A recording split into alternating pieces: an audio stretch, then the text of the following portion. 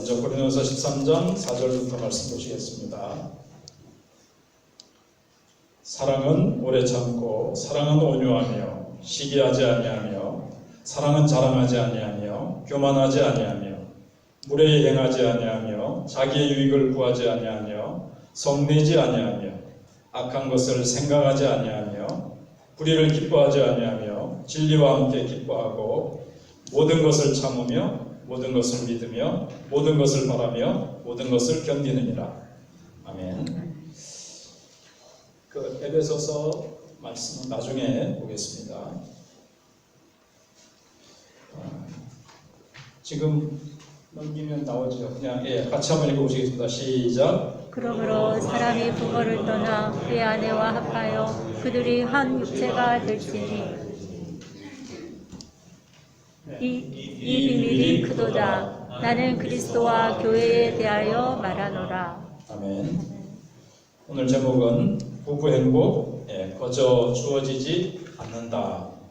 제목 다시 한번 잘 보게. 부부 행복. 우리가 이제 어린이날 말씀을 생각해봤고 어버이날 말씀을 생각해봤고요. 이제 가정에서 부부에 대한 것을 말씀을 생각해 보려고 합니다. 그런데 이 부부 행복은 거저 주어지지 않는다는 거예요. 여러분 이제 오늘은 그 결혼 생활에 대해서 얘기할 건데 우리는 먼저 그 결혼 생활을 잘하는 방법을 얘기하기 전에 먼저 결혼의 목적은 무엇인가 이거를 생각하는 게 필요하겠습니다.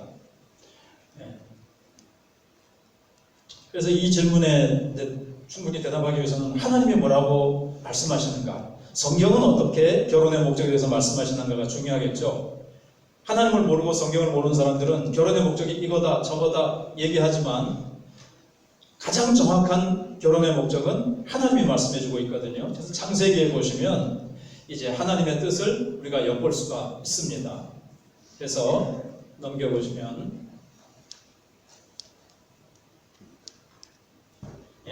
하나님은 두 사람의 삶을 하나의 새로운 가정으로 깊이 있게 연합시켜서 그 둘을 만족시켰을 뿐만 아니라 하나님의 귀한 목적도 이루신 것을 볼 수 있습니다. 그러니까 두 사람을 합쳐가지고 연합해서 그 둘이가 정말 행복하게 연합해서 살도록 또 하시고 또 그걸 통해서 하나님의 목적도 이루신다는 거예요. 그래서 우리는 친교적인 존재로 만드셨습니다. 우리가 인간은 사회적 존재다 그러잖아요. 동물이다. 혼자서는 못 살고 우리가 사회를 이루어가지고 살잖아요. 그래서 우리는 다 혼자 있으면 외롭고 그래서 하나님께서도 아담에게 뭐라 그러셨습니까? 창조하시면서 다른 거는 보시기에 좋았더라 보시기에 좋았더라 보시기에 좋았더라 하다가 힘이 좋으셨더라 하시기 전에 2장으로 이제 넘어오면 다시 이제 자세히 나오는데 사람의 독점하는 것이 좋지 못하니 하고 2장 18절에 말씀하세요. 이 말씀은 타락 전입니다. 보기에 좋지 못하다 그러니까 타락군가? 그게 아니고 타락 전에 아담이 하나님 명령을 따라서 짐승들의 이름을 다 지어주면서 타락 전이었어요. 그리고 아담은 에덴 동산에서 뭘 했습니까? 하나님과 아주 친교를 나누면서 영적으로는 아주 따뜻한 하나님과의 교제 속에 평안과 기쁨을 누리고 있었어요. 그러나 하나님은 그것만으로 충분하지 못하는 거예요. 못하다는 거예요. 그래서 하나님은 남자의 필요를 채우시기 위해서 여자를 창조하셨습니다. 그게 이제 2장 18절에 하나님이 보시기에 좋지 못해서 하나님께서 어떻게 하셨습니까? 사람이 혼자 사는 것이 좋지 못하니 두 개가 넘어가네. 내가 그를 위하여 돕는 베풀이를 지으리라 하시니라 이렇게 되어 있습니다. 그래서 여기에 보시면 히브리어의 깊은 의미에 대면하여라는 뜻이 들어있어요. 그 전에 하나님과 교제를 나눴지만 하나님은 영이시기 때문에 보이지 않잖아요. 그런데 보이지 않는 하나님하고는 이제 친밀하고 따뜻한 교제를 나누었지만 사람으로서 같은 사람으로서 짝지가 없는 거예요. 같이 대면해서 아름답고 행복한 삶을 살아갈 짝지가 없다 이 말이죠. 그래서 하나님께서 눈에 보이고 대면해서 자기하고 같은 종류, 같은 사람이 또 있어야 되잖아요. 사람을 하나님이 만드셔가지고 같이 이 마음속에 있는 어떤 갈망이 있다고요? 사람은 친교를 나누고자 하는 깊은 갈망이 있어요. 그래서 이것을 만족하기 위해서 하나님이 남자와 여자 이렇게 짝지를 만드셔가지고 둘이서 견고한 연합을 맺게 하신 겁니다. 그래서 결혼이라는 것은 세상에서는 뭐 어떤 성적인 필요를 채우기 위해서, 그 다음에 사회적인 인정을 위해서, 정서적인 안정과 만족을 누리기 위해서, 또 자손을 이렇게 낳아서 대대로 이렇게 출산과 종족 보존이라는 그런 거 여러 가지 이제 목적이 이유가 있잖아요. 근데 그것들도 있어요. 그런데 더 하나님의 깊은 목적은 뭐라고요? 서로 간의 삶의 연합입니다. 삶의 깊은 연합이에요. 그런데 이 부부 간의 연합은 삶의 모든 부분입니다. 이걸 잘 보셔야 돼요. 그냥 산다. 결혼해서 사는 게 아니고 모든 영역. 나중에 생각해 보셔야 되는데 이 부분에 있어서 영적으로, 지적으로, 정서적으로 여러 가지 점에 있어서 경제적으로도 그렇고요. 자녀를 양육하는 데 있어서 모든 부분에 돈은 좀 내가 입마에 포켓 해가지고 아내나 남편 모르게 돈을 싹 이렇게 하고 돈 쓰는 것도 서로 모르게 한다. 예를 하나 드는 겁니다. 또 다른 부분이 될 수도 있어요. 그러면 이게 깊은 연합이 아니라는 거죠. 중요한 것은 모든 삶의 영역이 연합돼야 그것이 하나님이 원하시는 뜻이에요. 그래야 깊은 연합이 이루어지는 거죠. 그래서 오늘 모든 게 잘 안 돼. 왜 안 넘어가지? 근데 이 연합은 있잖아요. 저절로 이루어지는 게 아니고 딴딴따단 딴딴 이게 맞나? 결혼 행위고 그거 해가지고 결혼했다. 그러면 그날부터 저절로 이게 결혼식 올리고 우리가 신혼 신고 혼인 신고 이거 했다고 해서 이게 저절로 착착착착 연합이 아름답게 날이 가면 갈수록 깊이 연합이 저절로 이루어질까요? 아니라는 거예요. 여기는 깊고도 지속적인 헌신을 해야 돼요.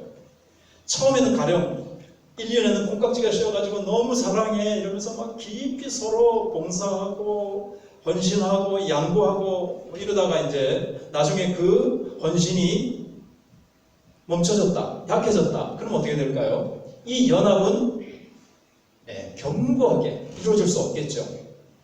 그 다음에는 결혼이 아까 말씀드린 사회적으로 사람들이 생각하는 대로 뭐 성적인 필요를 채우기 위해서 사회적인 인정, 정서적인 만족, 자녀 출산과 종족 보존 뿐만 아니라 등등등등 이것이 목적이 돼서 사람들은 그거 하려고 이제 결혼을 하겠죠. 하나님의 목적을 모르는 사람들은 또 하나님을 아는 사람들도 하나님이 결혼을 위한 목적을 모르고 아까 세상 사람들이 말한 그냥 인간의 필요를 채우기 위해서만 그것을 목적으로 결혼 생활을 해나가면 뭐가 안 이루어질까요? 하나님이 원래 결혼을 위해서 의도하신 하나님의 그 목적이 이루어지지 않아요.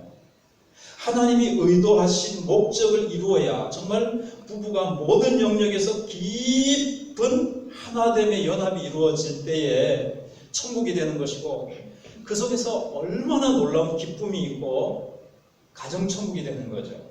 하나님 결혼제도를 힘들고 어렵고 불행하게 살라고 결혼제도를 만드셨겠어요? 아이고 혼자 살았으면 내가 더 편했을 텐데 말하고 내가 올라가지고 이 결혼을 해가지고 일이 고생이고 이렇게 하려고 하나님이 결혼 제도를 만드셨겠어요? 너희들 고생 좀 해봐라. 행복하고 아름다운 천국을 이루어서 그 가정을 통해서 하나님의 뜻을 이루시고 하나님의 영광을 나타내시기 위해서 부부를 딱 짝지어 주신 거예요. 그런데 인간적으로 뭐 경제적인 이유, 사회적인 이유, 뭐 이런 인간의 필요를 채우는 것은 하나님의 목적을 이루기 위한 방편이지요. 근데 이게 방편이 목적이 되어버리면 하나님의 목적을 이루어드릴 수가 없다는 거죠. 그래서 결혼은 단지 이제 결혼한다고 해서 이 연합이 보장되는 것은 아니라는 겁니다. 경험적으로도 아시겠죠? 혹시 결혼하지 않으신 분들은 결혼만 하면 둘이 그냥 행복하게 우리는 하나 돼서 재미있게 행복하게 신나게 아싸 하면서 살 거야. 꿈을 그립니다. 정각 전혀 시절에는 백마 타는 왕자가 나타나가지고 근데 그렇게 안 된다는 거죠. 어떤 사람 이런 말을 했어요. 어떤 설교자가 고양이 2마리를 꼬리를 묶어요. 그래가지고 담장에다 걸쳐놨다. 그 두 고양이가 어떻겠습니까? 기분 좋고 행복하겠습니까? 괴롭겠습니까? 잘 생각해보세요. 고양이 2마리 꼬리를 묶어가지고 담배에다 걸쳐놓으면 마치 결혼을 하기는 했는데 참된 연합이 이루어지지 않으면 고양이 2마리 꼬리 묶어가지고 담장에 걸쳐놓은 것처럼 막 힘들게 된다는 거예요. 그런 연합은 고통스러운데 그런 고통스러운 연합 속에서 결혼 생활을 하는 부부가 얼마나 많으냐는 거예요, 이 시대에. 그래서 이혼하는 가정이 점점 더 많아지는 거죠. 근데 이제 부부 연합에 대한 가장 좋은 본보기는 누굴까요? 하나님입니다. 하나님. 제가 이거 신경 쓴다고 오늘 설치한다고 중간에 잠깐 했는데 이제 마치고 나서 다른 분들을 좀 이렇게 도와달라고 해가지고 와가지고 제가 혼자 다 설치하지 않고 좀 도움을 받아야 되겠는데 가장 좋은 본보기는 하나님입니다. 부부의 연합을 위한 본보기는 하나님이에요. 자, 하나님께서 인간을 창조할 때 뭐라고 그러셨죠? 우리의 형상을 따라. 그 형상 속에는 참 깊은 의미가 있는데 하나님의 형상, 우리의 형상을 따라 우리라고 그랬어요. 성부, 성자, 성령 하나님입니다. 성부, 성자, 성령 하나님이 그렇게 사랑과 시기와 어떤 갈등 없이 깊고도 아름답고도 완전한 연합을 이루시는 것처럼 남자와 여자도 우리가 성부, 성자 하나님과 같은 연합을 이루는 것이에요. 그러면 이제 부부간에 이제 한번 생각을 이제 해보면요.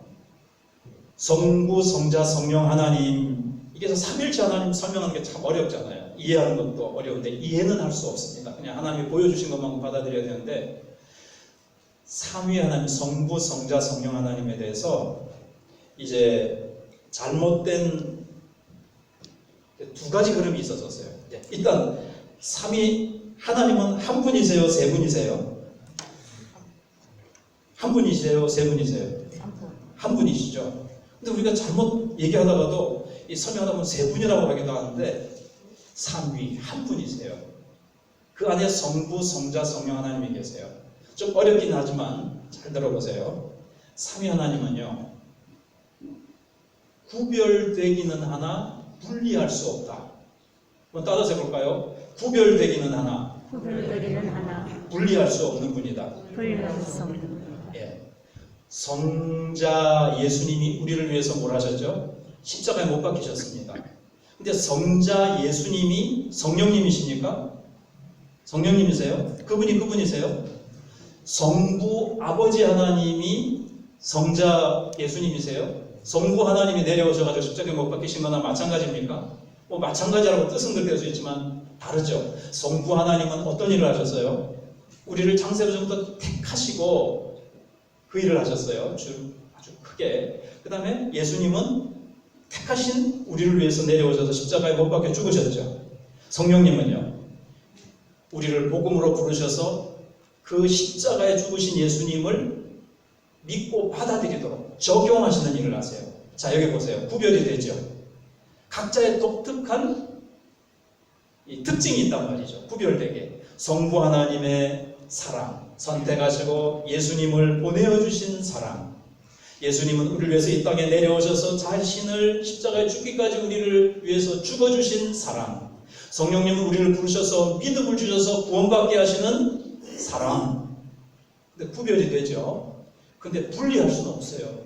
세 분이시다. 성부 하나님, 성자 하나님, 성령 하나님을 따로 떼어놓을 수는 없습니다. 근데 참 너무 신비하죠. 그렇게 얘기하면 꼭 세 분인 것 같아요. 근데 세 분은 아닙니다. 한 분이세요. 한 분 안에 성부, 성자, 성령 하나님이 계세요.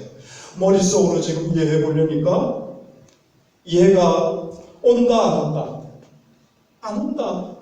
왜냐하면 우리 수학적이고 과학적인 이 법칙으로 가지고 이걸 이해해 보려니까 그거 세 분인 것 같기도 하고, 근데 왜 한 분이라 이게 이해가 안 되는 거예요. 우리는 제한적인 피조물의 두뇌를 가지고 있기 때문에 이 좁은 머리에 전능하시던 무하신 하나님이 이해가 안 되는 거예요. 이해가 된다. 하나님하고 나하고 쌤 똑같은 거죠. 그러나 분명한 것은 한 분 하나님 안에 삼위 성부 성자 성령 하나님이 계시고, 이분들은 그러면 벌써 또 근데 삼위예요. 예. 구별되기는 하지만 분리되지 않아요. 자, 이제 이것을 결혼으로 끌어와야 되는 거예요. 부부가 하나님이 하나가 되라. 하나가 됐습니다. 그런데 구별되는 거예요. 이제 하나가 됐습니다. 하나가 되니까 자, A라는 남자하고 B라는 여자가 결혼했습니다. 그럼 A라는 남자의 개성과 어떤 특성과 인격은 사라지고, B라는 여자의 개성과 하나님 주신 독특한 그거는 사라지고, 새로운 어떤 하나가 만들어질까요? 그게 아니고, 아니 그렇게 완전히 나는 사라지는 게 아니라 각자의 개성과 인격도 다 살아있어요. 구별되는 거죠. 그죠? 여러분, 살아가다 보면 남자하고 여자하고 하나님이 각기 좀 공통점도 있지만 다르게 창조하셨잖아요. 그걸 결혼하면 없어집니까? 여자는 자상하고 따뜻하고 섬세하고 이런 거를 가지고 있고, 남자는 씩씩하고 용감하고 막 진취적이고 힘도 세고 막 그러잖아요. 뭐 저거 좀 낫나죠? 그래. 그래서 우통 딱 꽂고 됐어. 또 다음 나를 거 없어. 딱 이러면서 부부가 서로 구별되잖아요. 여자와 남자가 구별되면서도 어때요? 하나가 되는 거예요. 하나님과 같이. 이 분리할 수는 없어요. 둘이 하나가 될지니라, 창세기 2장에 나오는 하나가 될지니라는 본드로 가지고 종이를 딱 붙이는 거예요. 본드로 종이를 붙여서 뗄 수 있습니까? 못 떼죠. 이것처럼 부부가 딱 하나로 연합하는 거예요. 서로의 개성은 사라지지 않고 그것이 각자 살아있으면서도 하나가 되는. 오늘 저게 좀 어렵습니까? 근데 잘 이제 그래도 자꾸 들으시면 또 되니까요. 그걸 이제 잘 하시면 돼요. 내가 죽어야지. 당신의 그 개성 죽여. 이게 아니고 각자의 개성과 독특한 여성됨, 남자됨, 하나님이 주신 각자에게 주신 독특한 하나님이 만드신 그 사람에게 주신 아름다운 그것을 계속 가지고 있으면서 연합하는 겁니다. 그래서 중요한 것은 결혼을 통한 연합. 1번 대지에서 이제 첫 번째 중요한 것은 연합이 중요해요. 연합. 정말 연합하고 있는가? 모든 영역에서 연합하고 있는가? 삶의 모든 영역에서 연합이 됐는가 하는 거예요. 하나님, 목사님, 그건 너무 목표가 이루기 어려운 꿈입니다. 우리가 모든 영역에서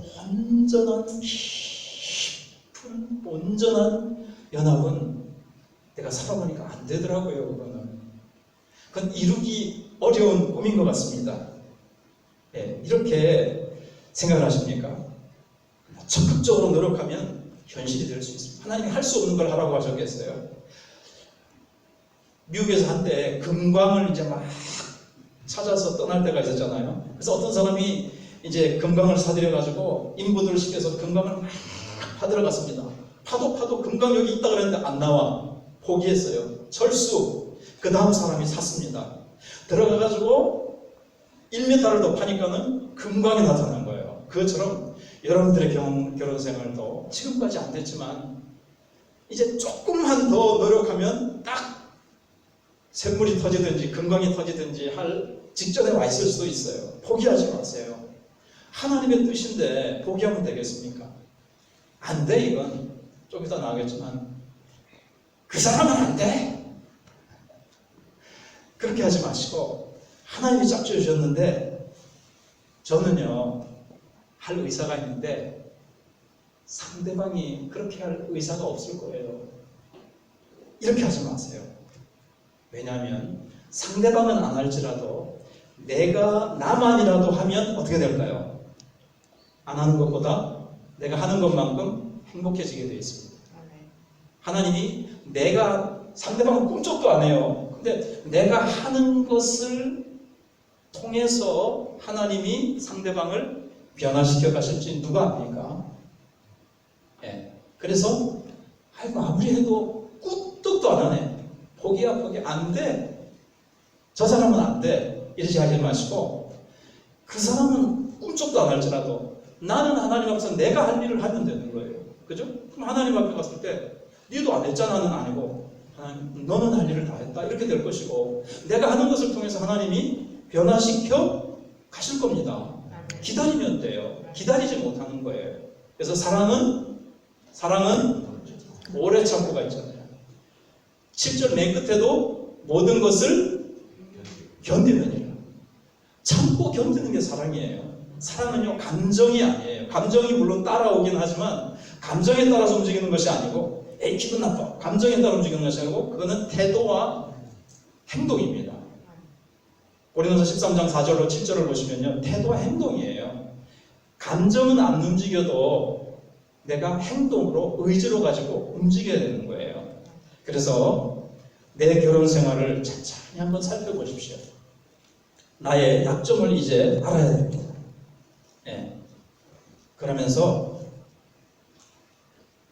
이제 원래 이런 부분은 다음 주에 종이로 나눠드릴지는 모르겠지만 우선은 여러분이 적어두신 이 기억 속에 내 짝지와 내 부부 우리 배우자와 사이에서 하나 되는데 지금 미흡한 영역이 뭔가를 한번 생각해 보세요.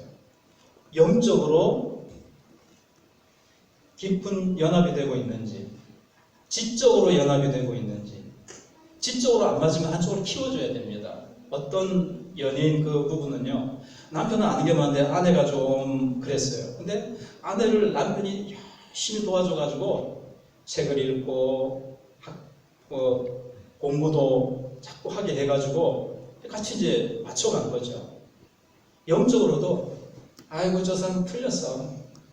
기도도 안 하고 성경도 안 보고 맨날 드라마에 은혜 받고 드라마 앞에서 텔레비전은 나의 목자시니 거기서 맨날 눈물만 찔찔 짜면서 은혜만 받는다. 안 돼. 이러지 말고 같이 영적으로 지적으로 정서적으로 모든 영역에 있어서 내가 미흡하게 했던 것이 무엇인가. 근데 좀 더 나오겠지만 상대방도 그렇지만 우선 내가 뭘 좀 잘 안 했는가를 생각해 보세요. 그 다음에 크게 두 번째입니다. 변화를 위한 첫걸음입니다. 변화를 위한 첫걸음은 밑에 뭐라고 써 있어요? 같이 읽어보세요. 시작. 내가 뭘 잘못했지? 내가 뭘 잘못했는데 왜 나만 가지고 그래? 이런 얘기도 있잖아요. 어떤 유명한 이제 결혼 상담소, 목사님이 운영하시는 결혼 상담소에 어떤 부인이 찾아왔습니다. 그래서 서로 이제 인사를 나누고 대화를 나누는데 그래 어떻게 오셨습니까? 제 남편이요. 제가 짧게 얘기하면 집안일을 잘 도와주지 않는다는 거예요. 나는 정말 너무 힘들고 그런데 남편은 와가지고 잘 도와주지 않는다는 거예요. 토요일 날 같은 때도 주말에 좀 한 주간 동안 밀린 일들, 자녀와 놀아준다든가 여러 가지 일을 해주면 좋겠는데 골프 치러 가고 자기 취미생활하고 집안일을 돌보지 않고 막 그런다는 거예요. 막 눈물을 막 흘리면서 이제 더 이상 뭐 살기 힘들어요 이러는 거예요. 그러고 나서 이제 상담을 이제 쭉 해나가다가 2주 후에는 이제 남편이 올 차례예요. 남편이 왔습니다. 남편에게 이제 목사님 물어봤어요.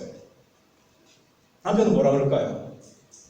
맞습니다. 제가 잘 안 도와드리고 나는 나쁜 놈입니다. 이랬을까요? 제 아내는요 너무 힘들어요. 제게 요구하는 것이 너무너무 많아요.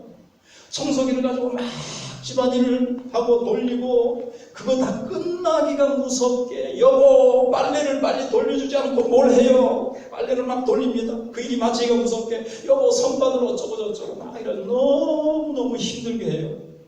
저는요 어릴 때 어머니에게 너무 많은 잔소리를 듣고 살아서 지긋지긋해서 이제 내가 결혼만 하면 이 어머니의 잔소리에서 벗어나리라 라는 기대와 소망을 가지고 참고 살다가 결혼을 했습니다. 나 이제는 해방이다 했는 줄 알았는데 아내가 맨날 이거 해라 저거 해라 막 왜 이렇게 하냐 저렇게 너무너무나 힘들어요. 그래가지고 이제는 서로 가까이 하기도 싫어요. 이쪽에서 가까이 하기도 싫어요. 이제 이혼 직전 내지는 크게 이제 문제가 생긴 거죠. 근데 여기서 문제가 뭐냐면요. 그 결혼 상담을 하는 전문가들의 얘기는 다 그런 건 아니지만 99% 각자 상대방에게 뭐가 있다? 문제가 있다. 나는 아니다. 나는 좋은 사람이고 나는 그런대로 괜찮은 사람인데 상대방이 문제가 있는 사람을 내가 만나가지고 내 인생이 비참해졌다 하는 것이 거의 다 하는 말이라는 거예요. 상대방만 변하면 우리 결혼 생활은 행복해진다. 우리 결혼 생활은 정말 행복해질 텐데 저 자 때문에 저 상대방 때문에 문제다. 다 본질적으로 뭐 표현을 이렇게 하고 저렇게 해서 그렇지 본질은 그렇다는 거예요. 예. 누군가 맞습니다. 뭐 그런 소리가 들린 것 같은데. 예. 그게 그 결혼 상담하시는 목사님이 수십 년 동안 해보니까 거의다가 그렇다는 거예요. 그리고는 찾아온 이제 상담자들에게 피상담자라 그러나 예. 상담하러 온 사람들에게 종이를 딱 나눠줍니다. 그러면서 상대방의 단점과 좀 잘못된 점, 예. 고쳤으면 좋겠다는 점을 한번 적어보십시오. 딱 그러면은 막 적어 내려가는 거예요. 목사님 한 장 더 주세요. 한 장 더 받아가지고 막 적습니다. 그 다음에 또 종이를 나눠줍니다. 당신의 약점과 좀 고쳐야 될 점을 적어보십시오. 하나는 얼른 적은데요. 그 다음부터 이제 생각하는 거예요. 두 번째 뭐지? 잘하는 사람은 재밌게 하는 데서 눈물이 나네. 이거는 이제 안질이 좀 강박이 좀 그래서 그렇고 어떻게 할까요? 잘하는 사람은 서너 개를 써내려가는 거예요. 근데 어떤 사람은요 하나 쓰고 두 번째부터 못 쓰는 거예요. 아예 생각이 안 나요. 네. 뭘 얘기합니까? 내가 뭘 잘못했는데 자기의 약점은 보지 못하고 상대방의 약점이 수두룩 빽빽하게 보이는 거예요. 근데 성경은 뭐라고 얘기합니까? 자기는 상대방의 저런 점만 고치면 우리 가정은 우리 결혼 생활은 행복해진다라고 굳게 믿습니다 이러는데 아니라는 거죠. 잔소리하고 안달을 하고 뭘 요구하고 울고 불고 짜고 하는데 아이고 힘들어 포기하고 낙심하는데요. 아무런 소용이 없습니다. 거기에는. 여러분 나의 배우자는 상대방은 이렇게 알아두시면 돼요. 변하지 않습니다. 변화시키려고 잔소리를 수시는데 변합니까?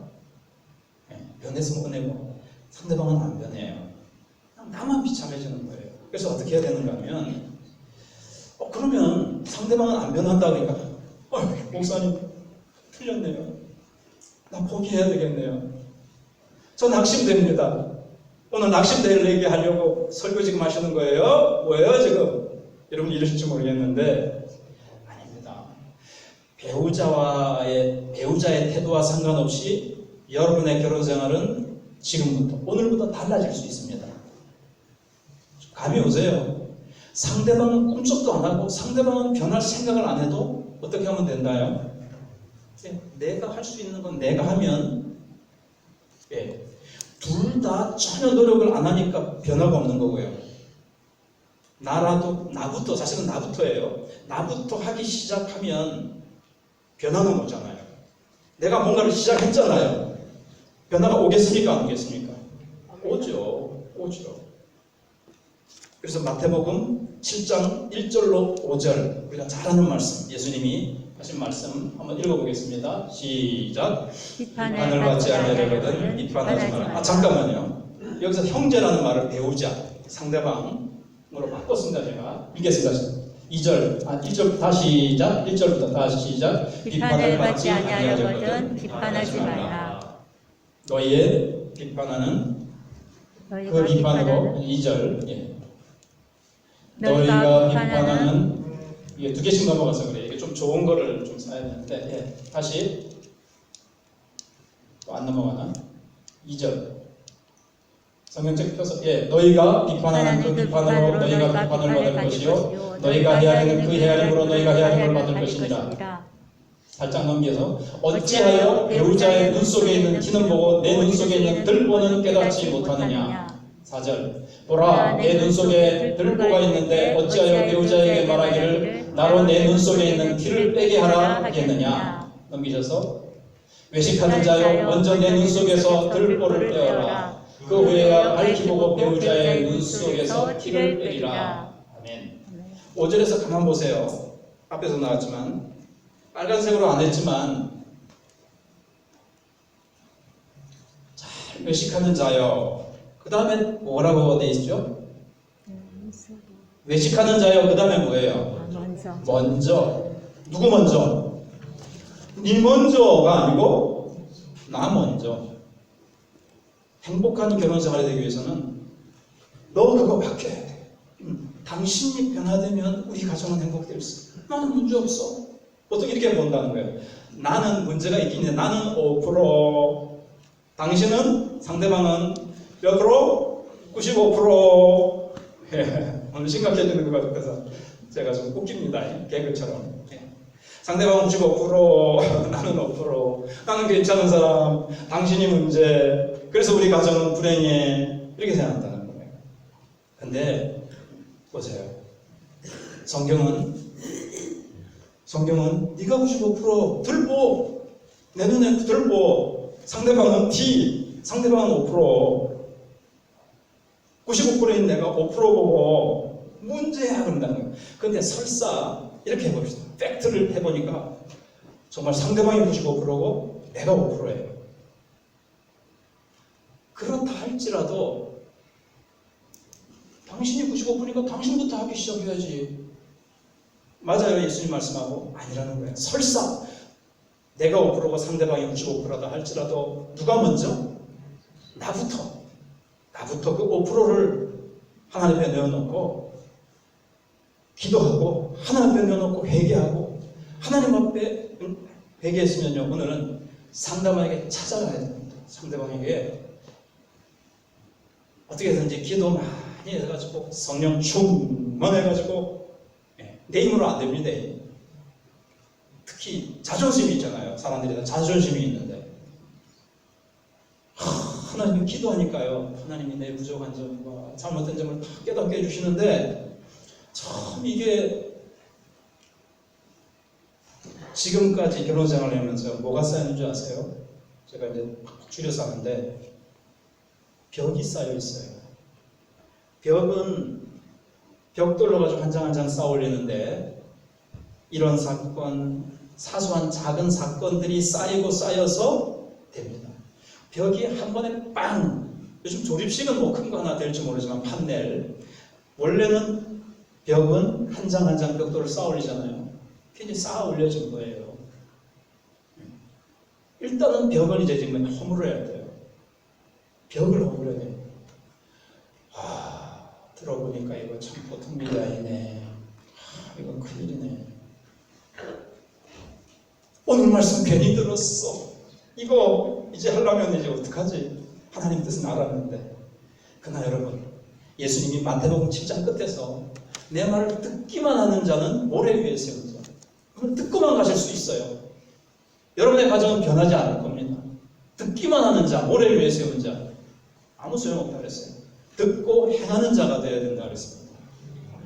근데 일단 이게 시리즈로 다음 주에도 몇 주 이제 부부 가정에 대해서 할 건데, 오늘 중요한 것은 연합이다라는 거예요. 정말 연합이 되고 있는가를 생각해 봐야 되고, 어떤 부분이 연합이 약한지, 그 다음에 크게 두 번째로는 내 잘못을 먼저 봐야 됩니다. 안 보이면 어떻게 될까요? 기도하시면 됩니다. 분명히 하나님이 보여주십니다. 하나님 내 잘못이 뭐죠? 아내의 마음을 상하게 하고 아프게 했던 뭐죠? 남편의 마음을 아프고 힘들게 했던 것이 뭐죠? 보여주십니다. 하나님께서. 그리고 언젠가 시간을 내서 이건 라면 먹으면서 말고 고기 썰든지 자고 좀 분위기 있는 데 가가지고 사람들 박시박시한 데 말고, 뭐 아니면 잠깐 식사를 하면서 아내에게, 남편에게 자기의 하나님이 보여주신 잘못과 부족한 점과 고쳐야 될 점과 상처 주었던 부분들을 어떻게 해야 돼요? 참 먼저는요, 하나님 앞에 철저하게 고백해야 됩니다. 요한일서 1장 9절에 있는 말대로 만일 너희가 너희 죄를 자백하면 저는 믿으시고 일어서 너희 뿌리를 깨끗하게 하실 것이에요. 하나님 앞에서 먼저 깨끗하게 해야 돼요. 지금 부부 생활에서요, 지금 뭔가 행복하지 못하고 이게 앙금이라든가 많이 쌓여져 있는 게 있어요. 양심이 깨끗하지 못하고 내 마음이 영적으로 이런 것들은 하나님께 다 토해 놓을 때 이제 소위 영적이고 심리적인 벽이 무너지기 시작하는 것이고요. 현실 속에서 이제 아내나 남편에게 내가 고백할 때 이게 이제 무너지는 거예요. 근데 목사님, 나는 고백하겠는데 상대방이 안 받아주면 어떡하죠? 쉴 때 얻어 소리하지 마라, 뭐 이렇게 한다든가, 당신이 한 번만 고백했나? 맨날 잘못했다고 그랬다 이거. 안 속는다 이제. 그럼 어떡하죠? 나 그래서 그게 겁나서 못하겠어요. 그러면 안 되시고 하나님 앞에 진실로 회개하고 하나님 앞에 죄를 다 쏟아놓고, 그리고 상대방에 가가지고 상대방이 안 받아줘도 돼요. 벽이 양쪽에서 쌓여져 있거든요. 내 벽부터 먼저 허무는 거예요. 상대방 벽은 안 돼도 내 벽부터 무너뜨리면 또 하나의 벽은 어떻죠? 무너지기가 쉬운 거예요. 이건 또 하나님께 맡기고요. 그래서 나부터 먼저 깊은 연합을 하기 위해서 내가 할 수 있는 것부터 하고, 그 다음에는 하나님 앞에서 내가 잘못한 것을 회개 자복하고 이거 하셔야 됩니다. 하나님과요. 그래야 하나님이 성령 충만하게 하시고 힘 주시고 우리 가정을 향한 하나님의 손길이 역사하기 시작하세요. 듣기만 하고 오늘 안 하시든지 하시든지 여러분의 선택에 있는 거예요. 예수님도 듣기만 할 것이냐 듣고 행할 것이냐 그렇게 하시고요. 상대방에게 자백하시고, 이게 이제 큰 겁니다. 오늘 이제 크게 두 번째. 그래서 먼저 내 눈에 들보부터 볼 수 있어야 되고 내 것부터 빼고, 그래서 하나님과 함께하는 시간을 가지시고요. 내가 상대방에 대해서 이 부정적인 감정이 많이 쌓여 있을 수 있어요. 근데 이제 마지막으로 한 절만 더 남겨보겠습니다. 들보를 빼내야 되고 죄 목록을 하나님께 작성하고요. 에베소서 4장 넘기셔서 31절. 너희는 모든 악독과 노함과 분냄과 떠드는 것과 비방하는 것을 모든 악의와 함께 버리고 상대방을 비방하고, 남들 앞에서도 비방하죠. 우리 아내는요, 우리 남편은요, 노함이 있고 분노가 차 있고, 그런데 어떻게 하라고 했냐면 32절에 그런 걸 버리고 32절에 서로 친절하게 불쌍히면 서로 용서하기를 하나님께서 너희를 용서하는 거죠. 서로 인자하게 하는, 불쌍히 여겨야 되는데 불쌍히 여기라는 하나님의 말씀, 용서라는 하나님의 말씀을 그때 그렇지 않고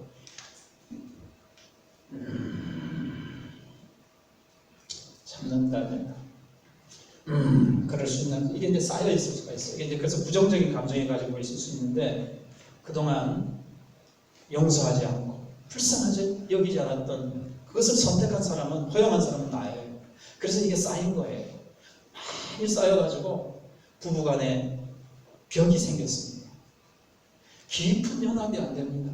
서로를 존경하고 서로를 기뻐하고 서로를 향한 그 하나님이 계획해 놓으신 너무나도 기쁘고 아름다운 연합이 안 되는 거예요. 근데 제 배우자는요, 도무지 그런 불쌍히 여기는 마음, 인자한 마음, 그런 게 도저히 안 생겨요. 그럴 수 있겠죠. 뭐가 부족한 겁니까? 내 편에서 사랑이 부족한 거예요. 사랑은 고린도서 13장 나오는 부분. 자, 사랑은 오래 참고 온유하고 투기하는 자가 되지 않냐며 쭉 있는데요. 오늘 다 할 수는 없고 이제 하나님의 말씀을 붙들고 이제 기도하겠습니다. 오늘도 시간이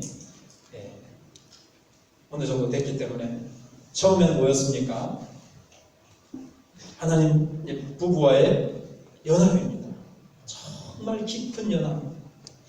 그런데 모든 영역에서 여러분 부부가 보면요, 어떤 영역에서 지금 연합이 안 되기 때문에 어렵고 힘들고 지금까지 행복한 가정을 이루지 못했는가?